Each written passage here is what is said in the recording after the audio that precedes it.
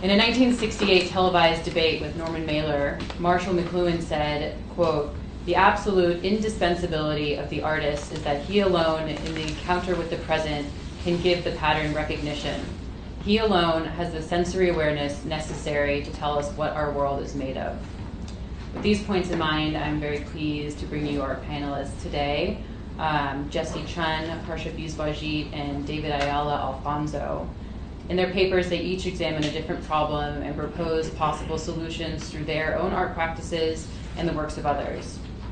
First, I'm happy to bring you Jessie Chan. She recently graduated from the MFA Photography, Video, and Related Media department here at SVA. Her work has been exhibited internationally in Hong Kong, Istanbul, Seoul, Toronto, New York, LA, and Miami, and her selected commissions include the Korea Times, Asia Literary Review, and National Ballet of Canada.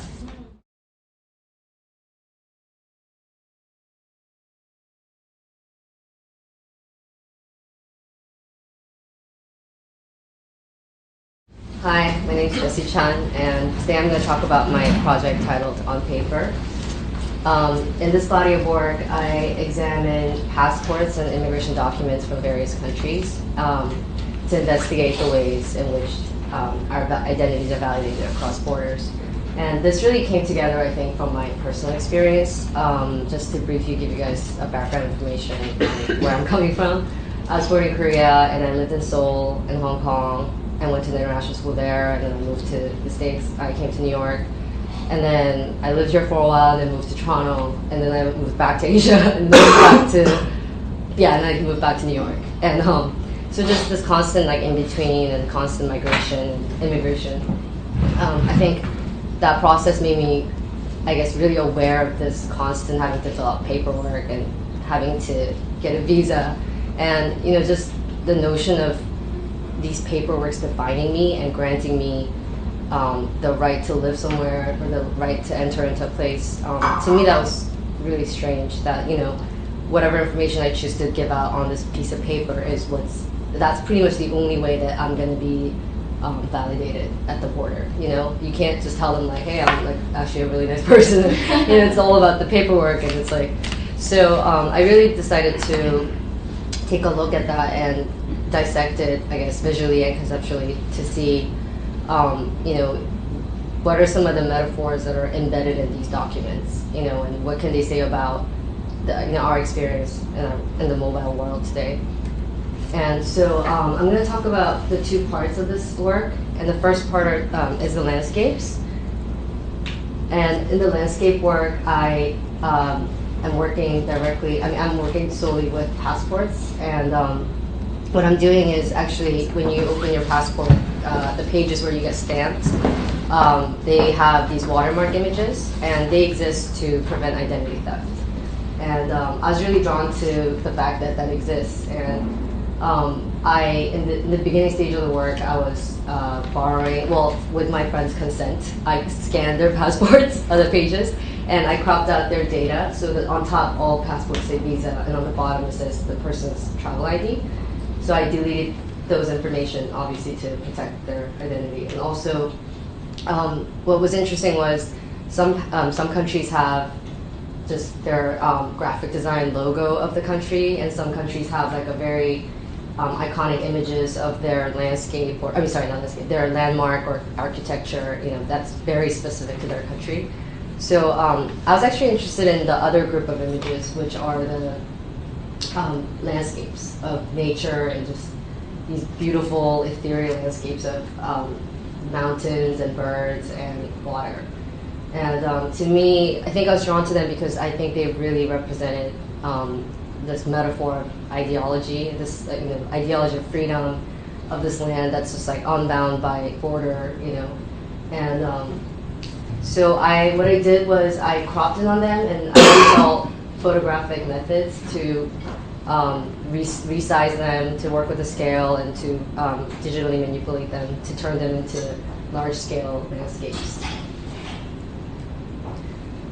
And in some of these cases, like this piece, for sure, I had to retouch a lot to create the data in the middle because there were two separate pages, and I wanted to create like a panorama and also they're pretty large in size, it's like 55 inches. Also, it's important to me that I work with images that aren't specific to one culture or one country. I wasn't interested in, trying to be like, oh, this country has this, and look what this other country has. I think what I was interested in extracting was something that's universal, and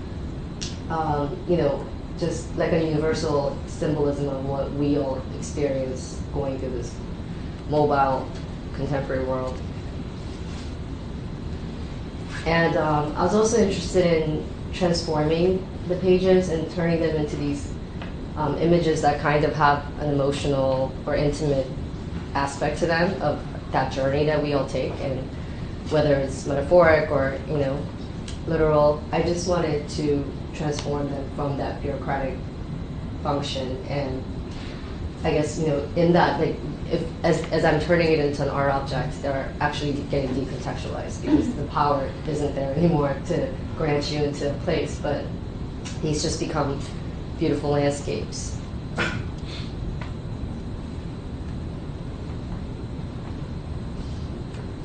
And the second part of the work, I work with immigration documents, and I deconstruct their visual and semantic quality.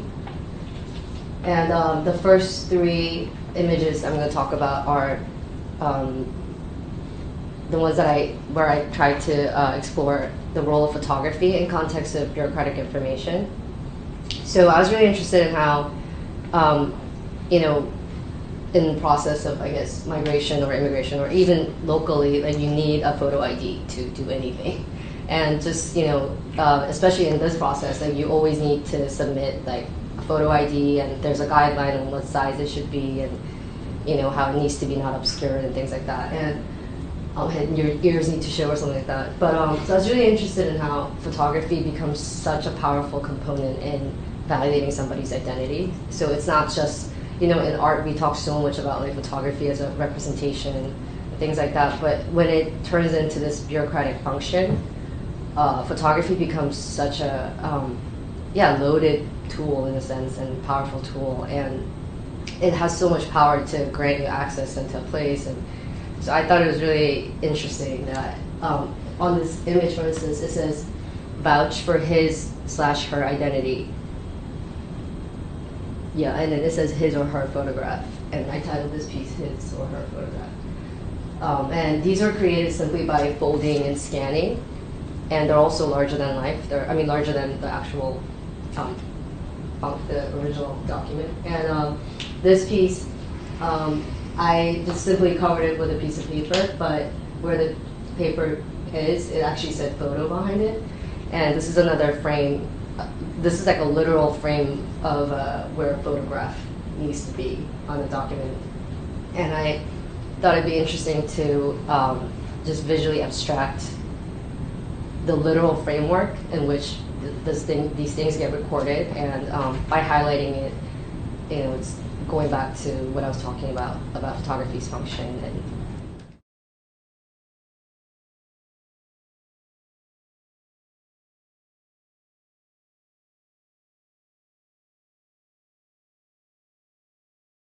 my name is Harshad Bisunjit, and I recently graduated from the MFA Computer Art program right across the street, like 5 months ago. And I'm here to present my paper, and hopefully I have time at the end to talk a little bit about the project that came out of the paper. So the paper is titled In Search of the Anti-Environment, Breaking the Distance. And I would like to begin by reading out the opening passage of it. So here it is. Imagine waking up to a world that looks, smells, sounds, and feels the same every day. But deep inside you know there is something strange, uncanny about this day. Or imagine waking up to a world that looks, smells, sounds, and feels different every day. But deep inside you know there is something familiar, natural about this day. We ignore these thoughts, or perhaps never have them, and carry on with our lives. Yet something still stirs in the distance. What is this object imperceptible? Our natural intuition dictates that our sense of the world is guided by our perception, which is conditioned by the time and space that make up our environment. But what if we cannot directly perceive this distant, invisible object? How then are we to understand it? It seems today that our environment is both familiar and strange at the same time.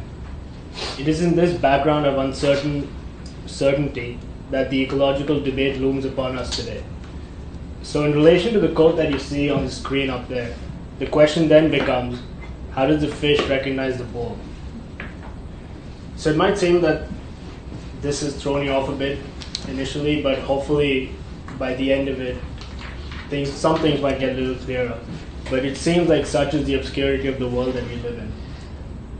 So the main aim of this paper is to identify the role of art in the 21st century hyper-technological world and critique the role of technology and art, especially in relation to the ecological or environmental narrative that is taking place today. Its spirit derives from what seems to be an ideological problem of perception towards the environment that inhibits us from getting a full grasp of it. There seems to be an inherent disconnect between humans and nature that stems from the Romantic period.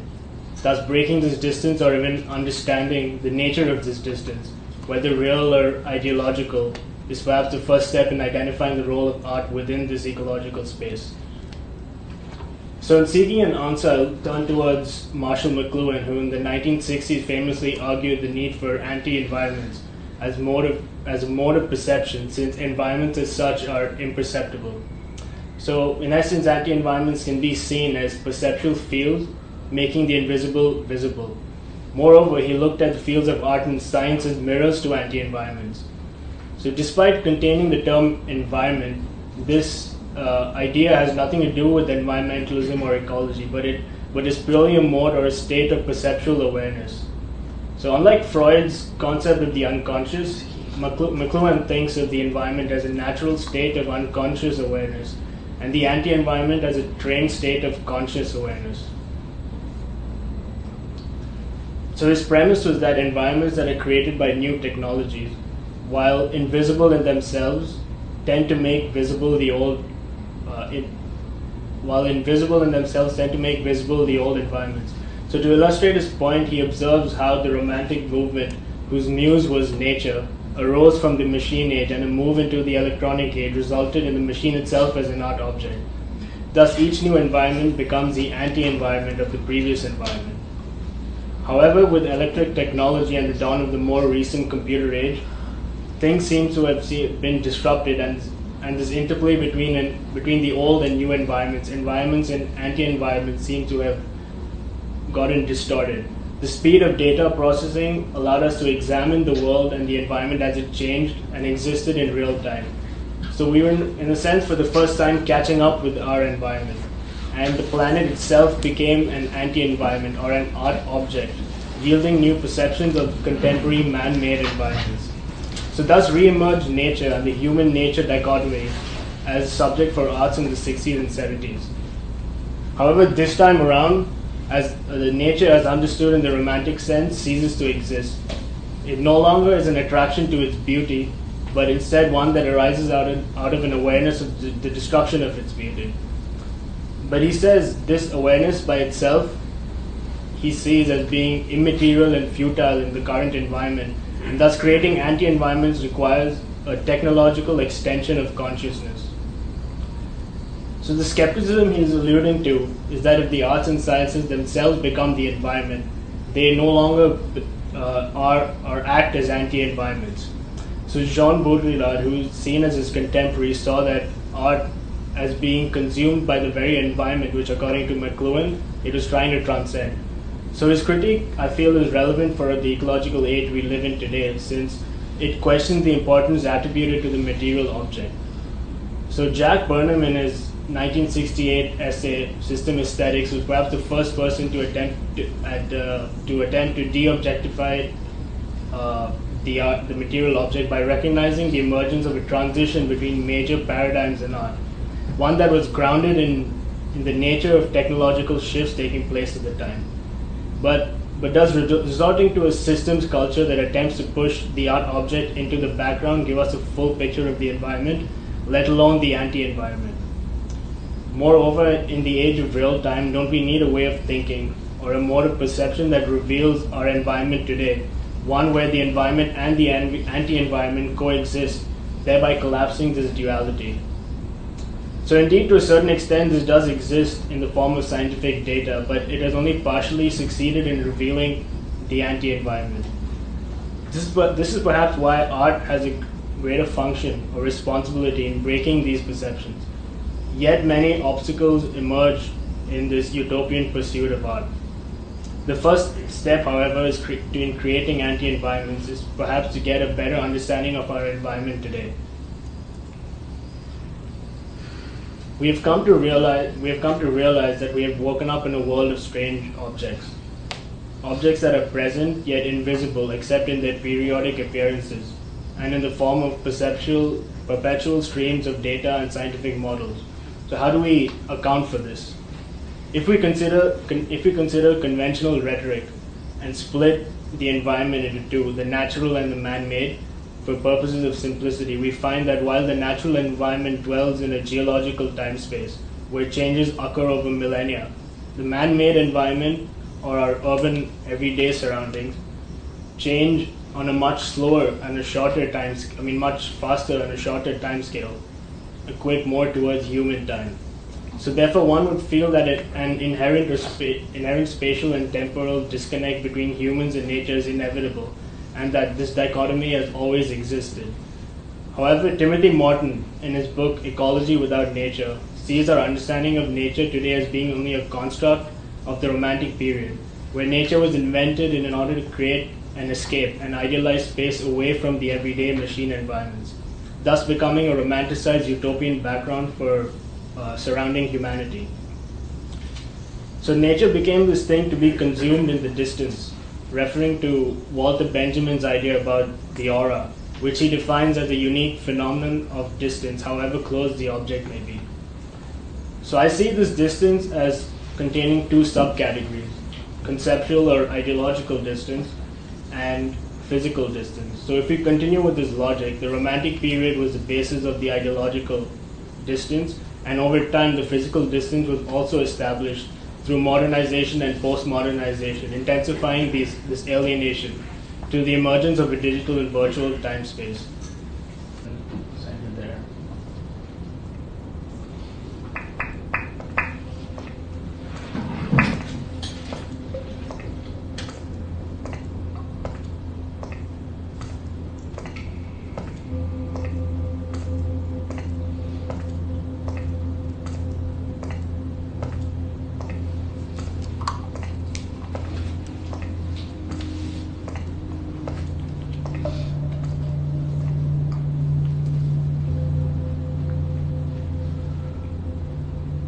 There's been a lot of talk in the recent past about our planet and how man has created an immense imbalance within the environment. Nature, which was once romanticized for its beauty, is now romanticized for the awareness of the destruction of its beauty. How did we arrive here, so blissfully unaware and blind to all that surrounds us? Does the perception of change give birth to time, or does the passage of time allow us to perceive change? If we were blind to change, would time appear to disappear?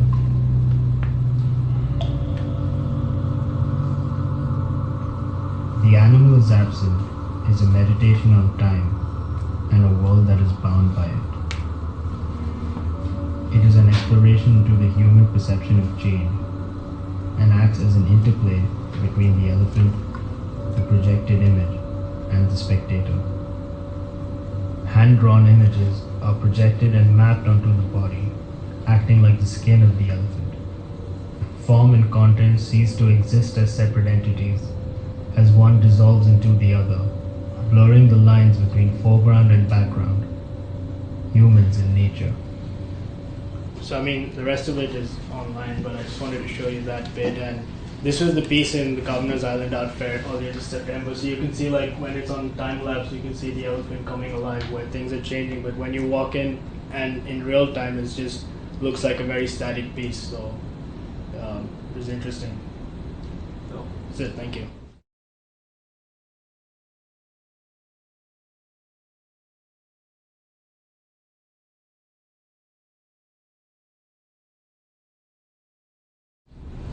what I'm going to present is a way of understanding my own work as an artist, and I always feel that it's a weird way of approaching to it, because my practice is collective, and my collective now is scattered through different master's programs and graduate programs.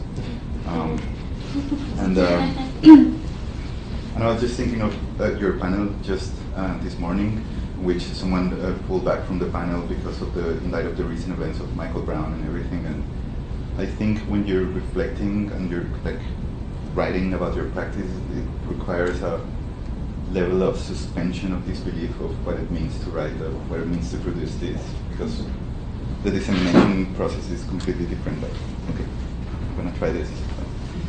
So I'm gonna read, and then I'm gonna play a video. Depending on how much time I have, I will play 1 minute or 4. Yeah, we can be flexible with the Q&A. Okay, so interventions, performances, and other practices encompassed by the category of social practice, as well as those understood as political, are often subject to deterministic interpretations and histories related to these concepts.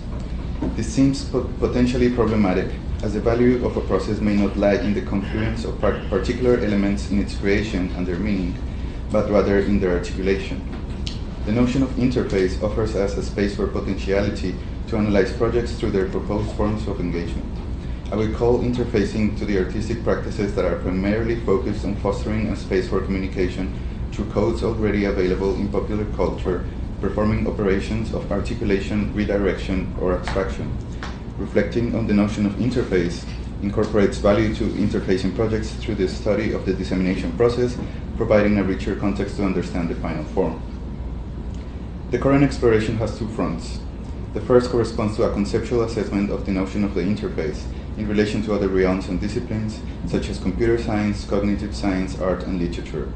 The second front is focused on the discussion of 2 specific projects by Bogota-based art collective Grupo 029. These projects either contain or constitute interfaces, and their working title, Notes on Interfacing, manifest the intention to identify what, where, when of interfaces, when each or any apply.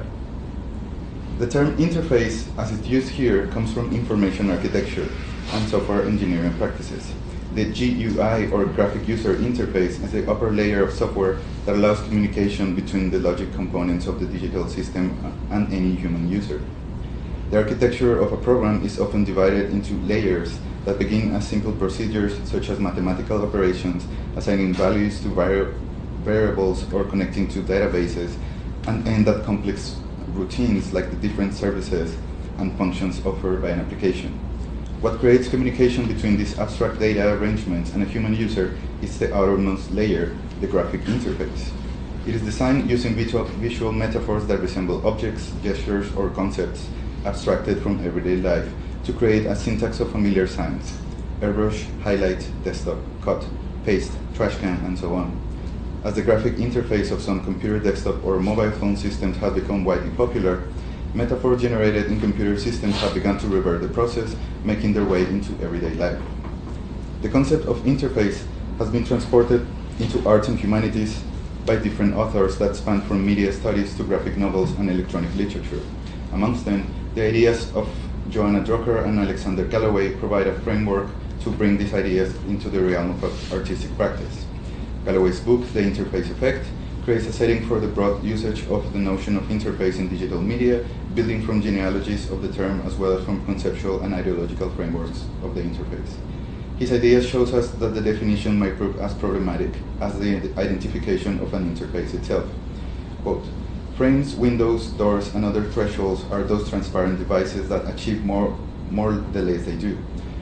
For every moment of virtuosic immersion and connectivity, for every moment of volumetric delivery, for in opacity, the threshold becomes one notch more invisible, one notch more inoperable. As technology, the more a dioptric device erases the traces of their own functioning, the more it succeeds in its functional mandate. Yet this very achievement undercuts the ultimate goal. The more intuitive a device becomes, the more it risks falling out of media altogether, becoming as naturalized as air or as common as dirt. To succeed then is at best self-deception and at worst self-annihilation. In Galloway's account, the interface is either a threshold or lies in it, as a response to the need to connectivity, may it be between subjects or between them and information. The more efficient interfaces are, the more invisible they will be. Moreover, if interfaces erase the traces of their own functioning, they remove the distance between the subjects. If there is no distance, does this mean that there is no interface between them? Or is it transparency and inherent virtue of the interface? Let's consider this idea for a moment, using the common example of the photographic image. When we hold a photograph in our hands, the image is not only, or rather not precisely the image, but it's an instance of the image in a medium which renders certain qualities. It has an aspect ratio, a texture, size, color, a thickness, probably even a refresh rate. We are aware that the image exists in relation to a specific materiality. Our experience of it is indiscernible from the materiality, and if we switch to another instance of that image, be it a print or a same image displayed in a tablet or a phone, the image is then related to the sum of instances of dissemination. The medium enables connectivity between the image and the spectator or user. It trims or erases the distance, but yet is never really invisible. What is indeed invisible is the condition of being part of the interface. There are both visible and invisible components to an interface, and the visible part of the interface is indiscernible from what it connects and from the connecting process. It determines the way we interact, consume, read, feel, and experience. In Galloway, the medium and the interface reach an overlapping stage, but the concept of interface is then extended by evoking a broader history of media, pointing to different kinds of thresholds, paths, and gateways through which the interface manifests. This is intended to emphasize the idea of an interface, that an interface is not something in itself, but it always exists as an effect that opens up and allows passage to some place beyond. In a similar vein, Joanna Drucker pulls the concept of interface from computational systems to humanities, but instead of thinking of the interface through its effects, she identifies it as an experience. The way we deal with the problem of proximity is through the surface, as part of the system that has its own semantic rules. Because the interface... Oh, technical problem. Oh, I know. I just pressed the hyperlink to the quotation. Bear with me for a moment.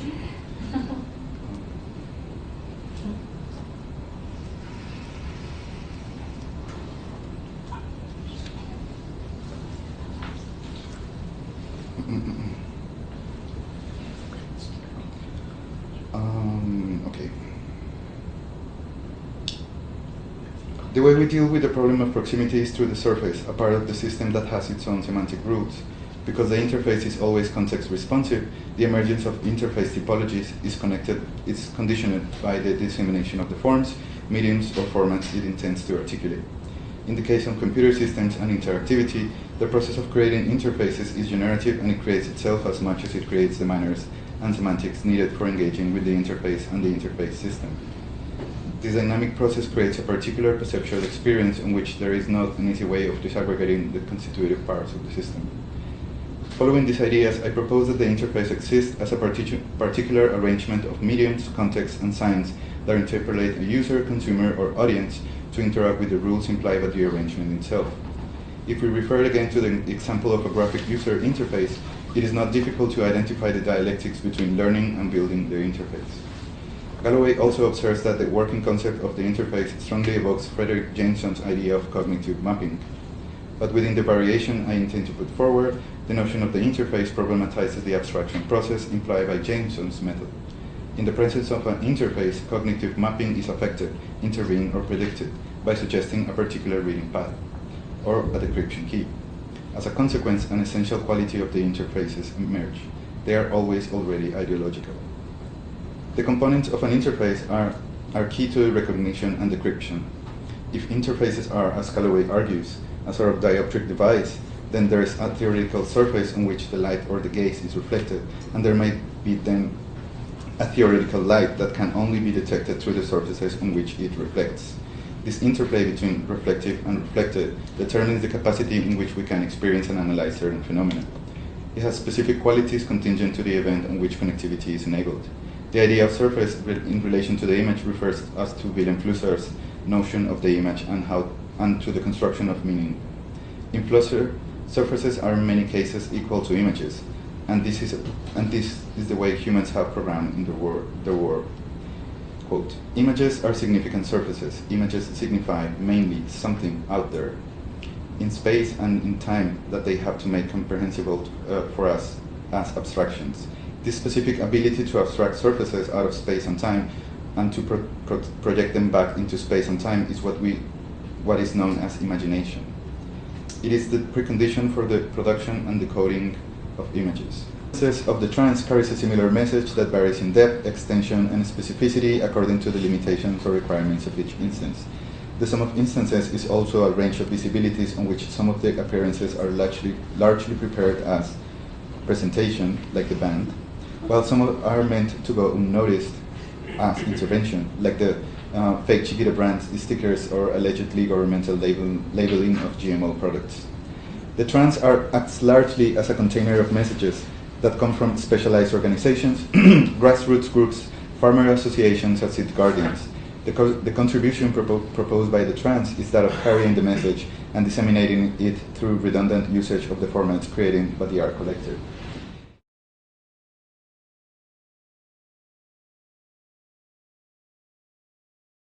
That I really like is this idea of the fish in water in a bowl, and I feel like if we extend it to be, if we extend the metaphor to be that we as humans are fish within the bowl that is our atmosphere, and within this atmosphere is the technology and nature, and that is the water, the fish, and we are, at least people in this room and in this program and hopefully in other places are trying to become aware of this thing that we're swimming in that we've been previously unaware of. And I think also one of the themes that I found really interesting when I was working with your guys' papers and going through and trying to build this panel together was the theme of passage, whether it's over physical space and geographical space, or if it's through time and through the environment, or different ideas from one person to another that can sort of bring everything together. So I guess I just give you guys the opportunity to questions for each other or for the audience. Okay, well I'll start. Something that I thought might be interesting, and when I was talking to Chuck, who was going to be here today, we were talking about the idea of liminality as something that is, liminality is understood as this in-between place in either a rite of passage and usually in development, depending on different theorists. But we were talking about the idea of liminality being the state that we exist in today, where we're constantly traveling or we're in between one thing and the next, and having a particular fixed identity is becoming increasingly more and more difficult. And especially with art practices getting more diverse, I mean, you can just see by the different media that you guys are represented in your schools. Social practice is a very difficult medium for people to understand, to define, and to describe. And then the integration of video and sculpture, I mean, that's rather new. And also photography. And what your full degree is photography and video related. Yeah, and so it's like everything is becoming in this period, this state of hybridization, where specialization is becoming more and more obsolete, or at least not the most efficient way to deal with things. And so I was thinking of rites of passage and liminality as not only in the development of an individual, but also in the way that we move ourselves and information around the world. Yeah, I mean, I kind of see what you're saying, but it's interesting also to think about it. Maybe like we are in a time where the world itself is in between, because I think all three of our projects sort of touch upon this idea of technology sort of coming in and suddenly becoming this thing, that direct force to reckon with, or it's changing the way we act and behave, like even for this whole idea of the passport. I don't know what people used before. Like, I just thought about it now. Like, what did people use in their, like, as a picture before photograph, right? Like, I don't know what they had in there. I don't know. Just a written record, maybe with like a description, a written description of somebody's appearance, I think would be. Yeah, so I mean, or they didn't even need them. Yeah, so it's that idea of technology coming in, and I feel like even with like just this GMOs and everything is such in an infant state that it's all like in between. No one knows it. No one knows like where it's going. So I feel like it comes down to what you're saying, that I think the whole world is in between. It's just not that we're traveling here and there, but like this whole idea is in between, you know. And I think one of the problems is what this ubiquitous romanticization of nature, which we've all sort of talked about, like the picturesque landscapes that they're putting to represent their countries, which is, you know, like it could be a place that is entirely war-torn, but their official documents show that it's really quite beautiful there, and don't you want to come? That's my passport, yes. What? That's exactly my passport. Yeah, exactly. And so it's like these false images that we're using to represent either ourselves, and they're defined by the bureaucratic standards that we have to have in either our passport photos or the way that we identify ourselves. You know, weight, height, hair color, eye color, all of these sort of superficial things that, like you say, it has nothing to do with a person's personality. But as long as you don't have any marks on your passport, then you're free to travel beyond borders. Yeah, and I think the other thing about like the in-between state, you know, how there's a whole thing about the non-places by Mark Roger, and you know, he's always talking about how like the airport or the in-between places are, in a sense, like that is also a place in itself, and like that's maybe that state of being in between is also this, just as permanent in a sense, as this ephemeral state. And I feel like it's just, and it's funny what you're saying about the technology thing, and it's like maybe, I mean, I'm thinking like, were there no borders before, you know, I mean, like, it's just, yeah, I mean, it is interesting what you're all saying about it. And with different modes of travel too, making travel more accessible. I also think that the technology is the way that we cope with this sense of, I feel that we're always, we never have enough information, or we never have the whole information. So this idea of completeness is completely refused by the excess. So technology is a way that we kind of cope with understanding what our current placement is. And it struck me as curious that you had diagrams to place humans, like where are humans in relation to nature, and I had a small comment in the end of one of my diagrams that said humans live here, because it's a way of, technology is a way of placing us in this kind of stream of information. Yeah, and you had the same thing with language, saying place. Yes. Right. It's, I mean, that there's always, we seem to always be trying to define exactly where we are in a particular space and time, even though, you know, once you know more about either your location, then you will lose information about other parts of your existence and of your identity. And it seems not only a less useful examination of the world, but something that has reversed our consideration of what is beneficial to human existence. And that's what I think that the Cluhan quote that I brought in the beginning is particularly something that I've been thinking about a lot recently, how artists have for creative production, you have to have a heightened sensory awareness. I think this heightened sensory awareness is the thing that technology is, in a lot of ways, taking away from us or encouraging us not to engage in. And so trying to reintegrate this awareness and engagement with the environment, whether it's the natural environment or in the human anthropocentric one, and that can help us from, you know, disastrous possibilities. Perhaps art is or current art is probably it's a way of understanding the cognitive shift that is implied in the way that we approach information now, because we never have time enough to read enough, to see enough, and then if we understand it, we can make it, or artists can make it happen in a way that the cognitive this disorientation makes sense for a period of time. Yeah, and I think so, and also the dissemination of ideas over a broader place, I think, is something that is very specific to art and unfortunately advertising. But artists, I mean, like artists and advertisers have similar goals, which is to get a reaction from some. You know, you show signs and symbols, and then you want a particular reaction.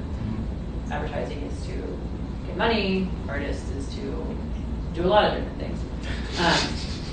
Sometimes to get money, depending on who you are.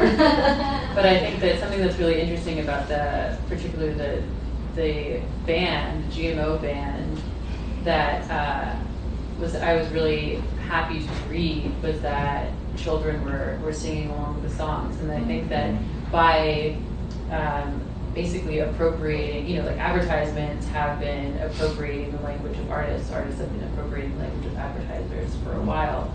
But doing something like using popular music, I think is something that hasn't really been used to its fullest potential. Putting meaningful and socially responsible lyrics into songs that aren't just about, things that tweens are interested in. I think it's just a way of opening a new discussion within your current concerns by not putting more, not putting a vast amount of context that you need to produce that discussion, because you already know the songs, because you like the forms are very essential in a way that you can relate to them. I think the project I hope it was understood just by watching the video. And then it's the same with children. That I think that the ideas are simple and clear enough that they can be understood by, they can be understood whether it's ironically by adults or children, and then also. The idea of movement, I think it also deprives the possibility of dwelling and creating a moment for transcendental understanding of things. So what you do is open up things, open up discussions. So if you want to go deeper, you will have this redundancy of information on which you can rely if you want to do it, but if not, you still have the information. Right. I think the thing I was thinking about related to what you're saying is this idea that there's so much information, there's too much information, and and what I saw in both your work with the passports and with your work is it's actually taking one thing and slowing it down. And then also what you're saying too about if you're using a song that we already if the band is using something we already know, it also is allowing for more space in the mind. So that to me seems pretty revolutionary. But, instead of just constant adding more information, it's like a slowing down, it's a stopping to adding more stuff. It's not a question, it's just an idea I had. I have a question for you. Jessie? Jessie, yeah. Sorry, I just wasn't sure if I should have said Jess or Jessie. Because you lived in a bunch of different countries, and I'm not sure how many passports you actually got or all that, but I'm just thinking of my Canadian passports, and in Canada you might be aware of it, but there's this complete overall of, we used to have nature symbols, we used to have landscapes and animals as symbols of the state and of the nation, and the present conservative government is kicking that out of the door and bringing in monuments, statues, effigies, artworks in the mix, and deeming that landscapes and animals are good for kids and they're not appropriate representation of a strong identity, and there's this big anxiety of what's the Canadian identity in relation to our neighbors from the south, you guys. So I'm was what? this really recent? Because the Canadian passport I used was last year. I mean, it's the new in the passport. It changed within the last year, but it's also in other places it's been going on for a couple of years on money. So I'm curious, what's on your you have a Korean passport or an American passport? On paper, I'm technically still Korean. I never changed my passport, and my husband's Canadian, so I do have a green card there, and I can be Canadian, but I just feel I can't commit to one country. I can't whatever. I'm just gonna get this permit and deal with it, and let me just collect some green cards and live in different places. But I mean, it is really weird because I've seen actually even China. When I was doing this project, I feel I looked at so many countries' passports, but all of the SVA department actually helped me with their passports. But the China one, for instance, the the old one is just like a weird ray of sun. It's like just like a graphic, like 3 lines, and that's it. And then because they don't want to be really overly political and propaganda or something. But then the new one, I think it came out in 2014, which I actually used. It was one of the pink landscapes. It had all these beautiful landscapes of all these famous places in China, and there's more landscape rather than like architecture, which I thought was so strange because at first they're very careful to be specific, and now it's super specific. And yeah, that happened really soon, and I feel like that has to do with like them opening up like the tourism and their economy too. But because that's funny, because those images like they looked so much like the previous Canadian images, like on dollar bills, and like I wasn't sure where they were coming from. Like I wasn't sure if I was looking at Niagara Falls or something. There was that was Canada. Okay. Niagara Falls, yeah. But I mean that was from last year's because my niece just got a new one and then I used hers and she's like 2 years old or something. But yeah, so I mean I'm not sure like what the agenda is behind like what the landscape is supposed to represent, because I totally get that the whole iconic architecture thing, and like them trying to show you like this is our iconic whatever plaza or whatever.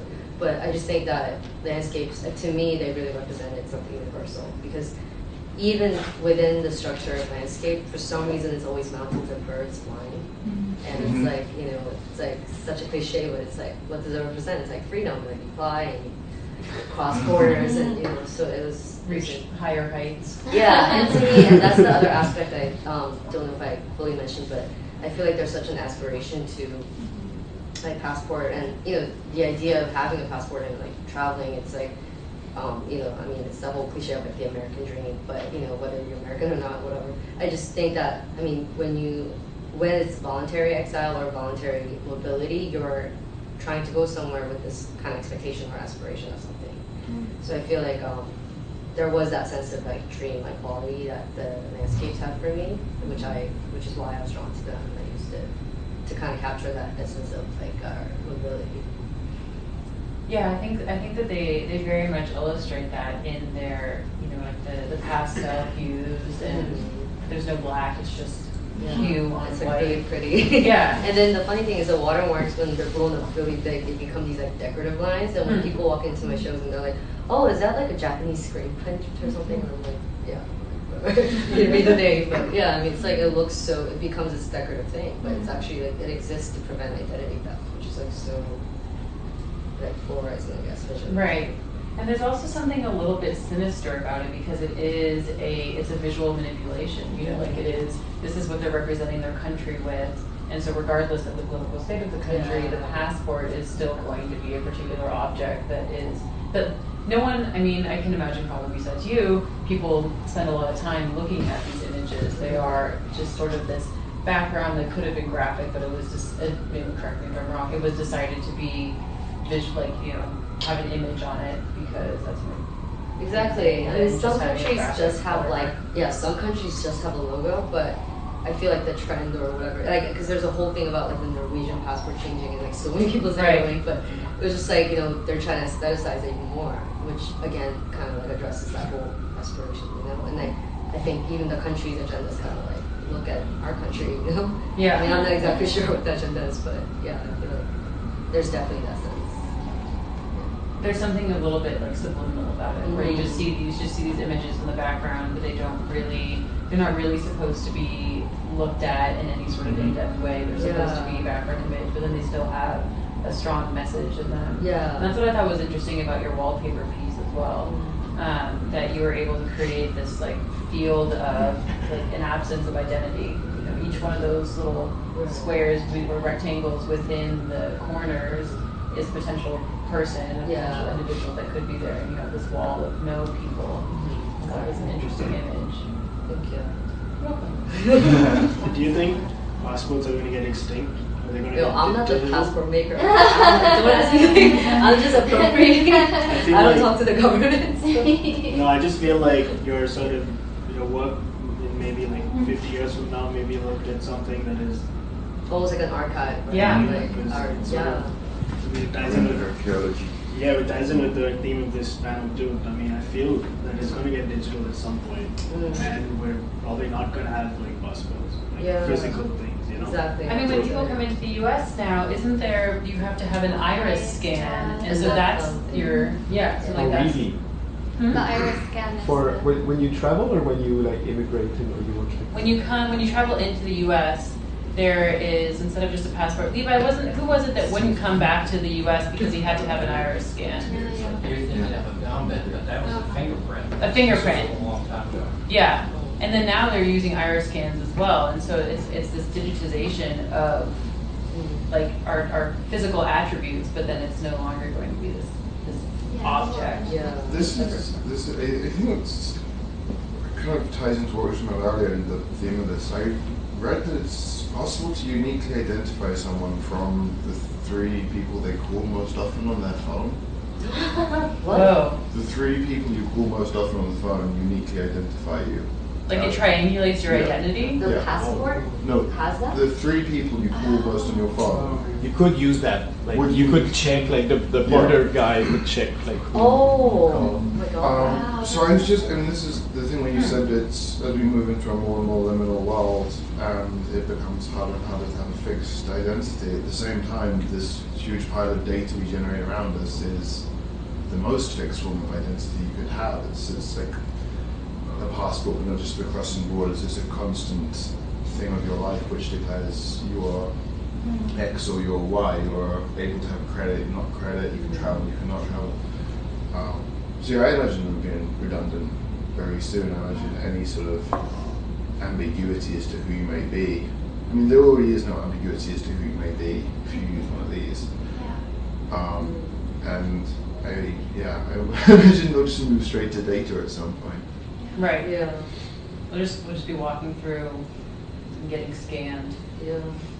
Naked. They have In one chips. fell swoop, we'll just be x-rayed, make sure that everything's okay in our person, and then they'll identify us through our That body. happens in airports now, like they have these.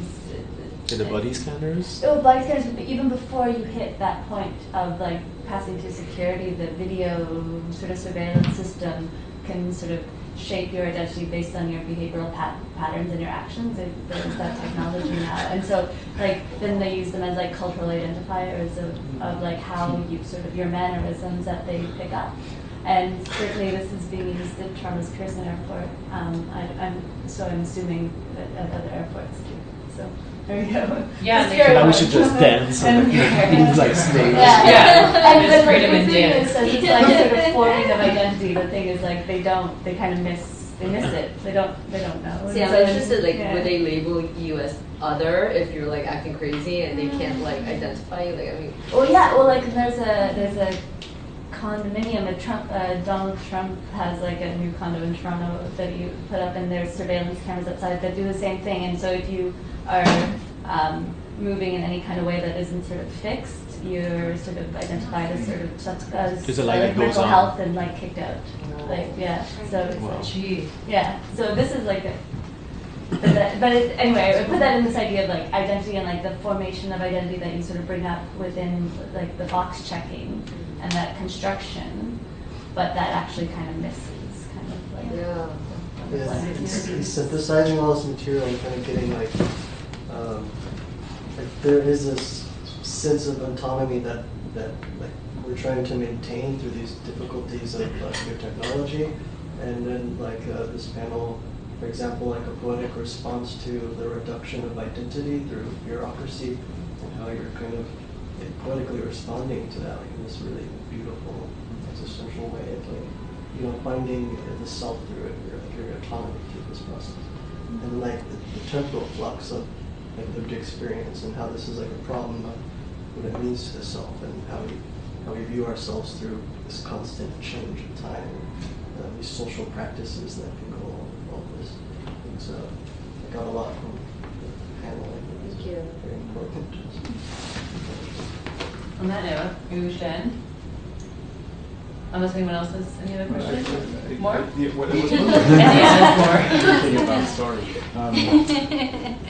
When Harsha, actually, when you mentioned that, well, the whole idea of the distance between like humans and nature was was interesting. I'm not totally sure if I agree with your last like triangle thing, because I think you successfully debunked the idea of nature. Like I believe there's no nature. There never was. but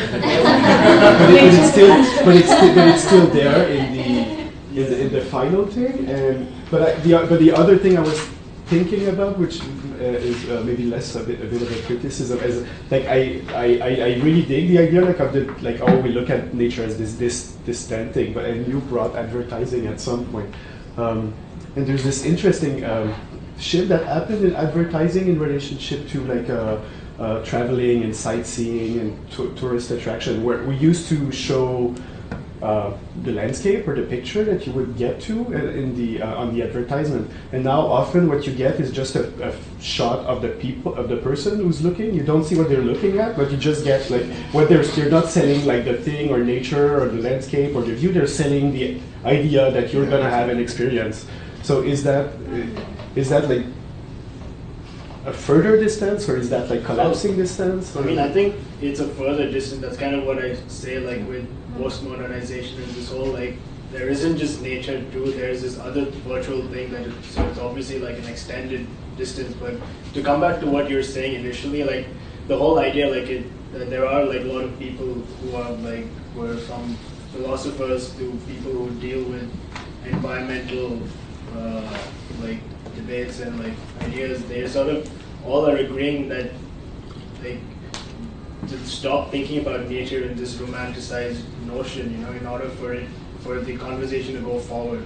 So what I was proposing here is, instead of like debunking or like completely excluding this idea of nature, I mean it does exist at some level, whatever our understanding of it is. So instead of so what they were saying is like people like Timothy Morton and Slovenian philosopher Zizek, I don't know if you've heard of him. Like yeah, so he like he always says that like we should just completely get rid of nature. It doesn't exist. Yeah. I feel like I think I would agree with him. Yeah. So it's hard like as people to suddenly say, oh, you look at a tree and you're like, that's not nature, but then what else is it, right? So there is something natural about it. So what I was trying to come at or try to understand myself is like, where do we place technology in this? Like this whole spectrum of things, I feel like technology is this underpinning factor which just goes unnoticed, and like no one addresses it as a real thing. It's just like something that you use to mediate through different platforms, but they don't consider it as an actual entity, like say for example what nature has become to us, right? So I just feel like the way technology and the way where it's going, at this in between point, like we were saying, like because everything that's happening now is so recent. Wasn't like this in the 80s or in the 90s. It wasn't as intense as what it is right now. So I feel like that's where I was coming from, trying to like sort of include technology in the spectrum of like, because that conventional rhetoric is just human nature dichotomy, which like artists have been dealing with or stifling with for all these generations. But I feel like now there's this other thing which needs to be recognized. So that's basically where I was coming from. I mean, it's just and what would you say, would you consider the idea that maybe there is just technology and culture, like that's the only other thing we have? Like when you look at the tree, the only thing you're looking at is your preconditioning of looking at pictures and images of trees and movies and photographs and all that, and that goes back a while, like looking at engravings and drawings and so that was the written descriptions of trees and So I mean, it's an interplay. That's what I was trying to say. Like it exists in all three different aspects, but then it's not just in one thing or the other, but like it's sort of like this weird. I mean, everything is sort of connected or interconnected in one level, but that comes down to how we are like brought up. I mean, how we're brought up to think about ourselves as separate from everything else. So you immediately are born like a baby has no sense of identity, or until you learn they learn from their parents that you are a separate self. So there's this interesting image of maybe looking at the mirror and recognizing itself in the mirror, but it takes like a few months for the baby to understand it's separate from the world. So I mean, that's natural. That's just the way like humans are. Like there's a fraction too, like the subject-object model, like what it means for us to have a definitive self. I mean, it's largely our concept of concept or notion of the self is indeterminate. And I guess it's some have argued, like my opponent has argued, we can consider indeterminacy as a positive phenomenon rather than a negative. Yeah, I mean, it is. So because that exists, there always is going to be this other thing. So then it's up to us to try to understand like what comes and where. And, I feel the technology is almost becoming a bit of a black box here in the same way that nature does. Like you could say it's something that we made, it's something that's bigger than us and determines us, it's something that's beneficial, it's something that's terrifying. It's exactly the same as the problems of nature. We can say, oh, nature is bountiful, or nature is a dangerous place we should escape, or we are natural, or we're the opposite of nature. They're all like these. I don't know how useful a category technology is in the same way I don't know that nature is a hugely useful category. well, I mean, think about it this way, I guess. The way I think about it is like, back when we were cavemen, what was our most valued technology? It was fire, right? That's nature. So things evolve, and we're in a point where... Why is fire nature not a technology? I mean, it is. It's natural. It's not something man-made. We've sort of figured out a way to combine two elements that are natural, and you get fire. So, But the process of making that fire is something. It's man-made. yeah, so it's It's technology, passed but around. it's technology, but it's natural in that sense. But today, like when you think about biogenetics and all these different fields that are sort of integrating, like artificial, whatever you want in it, and creating like something that is not natural, so sort of speeding up the biogenetic process. I feel like that's just going to change the way, like we won't know what is natural anymore, like what comes out the earth.